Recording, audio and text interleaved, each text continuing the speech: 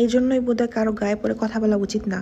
বাইরে প্রচুর ঝড় বৃষ্টি হচ্ছে। বৈশাখ মাস তো এমন ঝড় হওয়া স্বাভাবিক। মাঝে মাঝে বিকট শব্দে বজ্রপাত হচ্ছে। সে কি শব্দ, গা শিউরে ওঠে। পুরো দেশে লকডাউন চলছে। অলসতম দিন যেন এই লকডাউনে কাটছে। এই ঘরে থাকার মধ্যে আমার ভালো বন্ধু হলো আমার হাতে থাকা ফোন আর বুক সেলফে রাখা বই।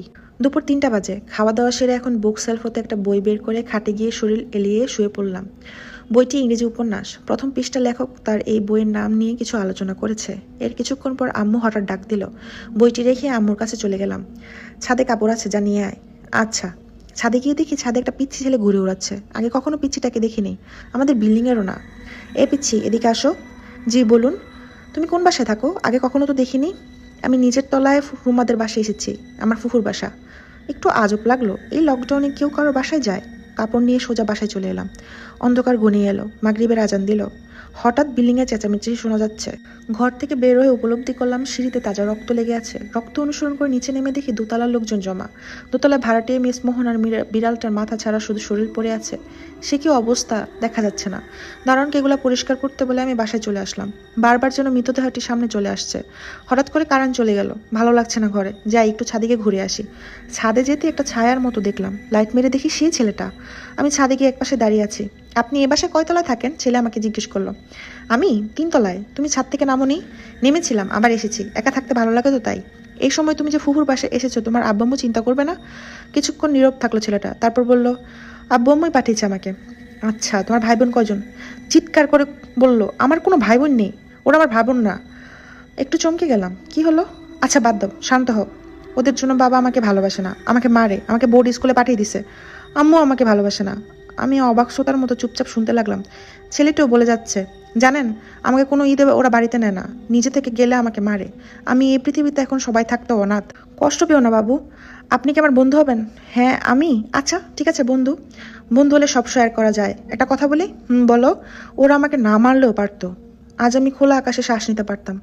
আমাকে ওরা মেরে ফেললো কেন? কি? কি বললা? কি করেছে? আমাকে মেরে ফেলেছে।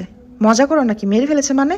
এই কথা বলতে ছেলেটার গায়ের রং ফ্যাকাশে হতে থাকলো। আমি মিটমিট আলোতে সব দেখছি। দেখতে দেখতে চেহারা ভয়ঙ্কর হয়ে এলো। এমন বিভৎস চেহারা আমি আগে দেখিনি। আমি এক চিৎকার দিয়ে জ্ঞান হারিয়ে ফেললাম। চোখ খুলে নিজেকে নিজের রুমে পেলাম। মা এসে পাশে বসে বলছেন, তোর শরীর ঠিক আছে তো? তুই ছাদে পড়েছিলি? আমার ছাদের কথা মনে হতে হাত পা ঠান্ডা হতে লাগলো। আম্মুকে কিছু বললাম না, চিন্তা করবে বলে। আম্মু যেতে দরজার কাছে ছেলেটিকে দেখতে পেলাম, আমার দিকে তাকিয়ে আছে। আমি চিৎকার করে মা ডাক দিলাম। রাত 3টে, সবাই ঘুমে। হঠাৎ আমার ঘুম ভাগলো। চোখ খুলে দেখি ছেলেটা আমার পাশে। আমি উঠে বসতে ছেলেটা আমাকে বলল, বাকি গল্প শুনবেন না? আমি ভয়ে স্থির হয়ে বসলাম। হাত পা কাঁপছে। ছেলেটি কেঁদে বলল, শেষবার আমি যখন বাসায় আসি, আমি আসতে চাইনি, পুরো হোস্টেল খালি হয়ে গেছিল বড়দিনের ছুটিতে, তাই আমার যেতে হয়। আমাকে দেখে বাবা মা কেউ খুশি হননি।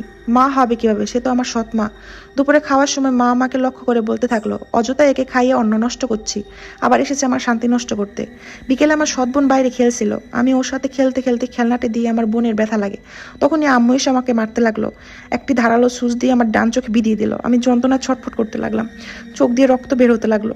বাবা মা এসে মাকে বকতে লাগলেন, এটা তুমি কি করলে? এখন ওকে হাসপাতাল নিলে আইনি মামলা হবে। এখন কি করব? আমি জেলে যেতে চাই না, একে ঠিকানা লাগাতে হবে। এই কথা বলে বাবা আমায় টেনে নিয়ে বেসমেন্টে ধাক্কা দিয়ে ফেলে আসলেন। বেসমেন্টের দরজায় ইট দিয়ে নতুন গাঁথনি তুলে দিলেন। আমি এই অন্ধকার ঘরে একা যন্ত্রণায় কাঁদতে লাগলাম। আমার সময় কাটতে লাগলো। আমি বুঝতে পারলাম আমার চোখের কিছু অংশ পচতে শুরু করেছে। আমার দম বন্ধ হতে লাগলো। শুধু একটাই কথা বারবার বলছিলাম, প্রিন্স অনাথ।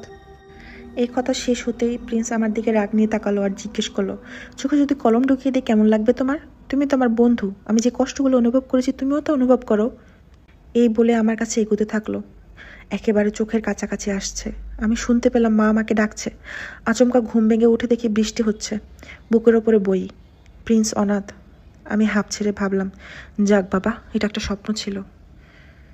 আর মনে মনে ভাবলাম, কখনোই আমি কোনো অজানা কারোর সাথে নিজে গিয়ে কথা বলবো না।